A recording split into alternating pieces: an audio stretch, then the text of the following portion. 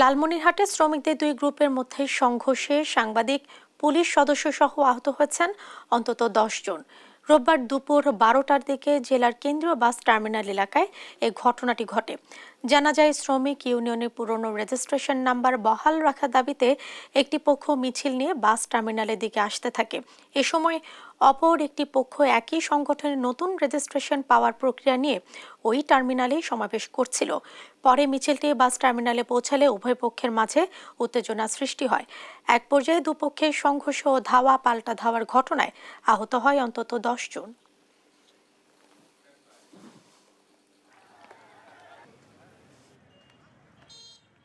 এই দুই পক্ষ সামনাসামনি হইলে ধাওয়া পাল্টা দেওয়ার সূচনা লগ্নে পুলিশ গিয়ে মাঝখানে দাঁড়িয়ে দুই পক্ষকে দুই দিকে সরিয়ে দেয়। এর মধ্যে ইট পাটকেল নিক্ষেপ হলে কিছু সাংবাদিক, পুলিশ সহ কয়েকজন শ্রমিক আহত হয় এবং পরবর্তীতে আমরা পরিস্থিতি স্বাভাবিক করতে সক্ষম হই।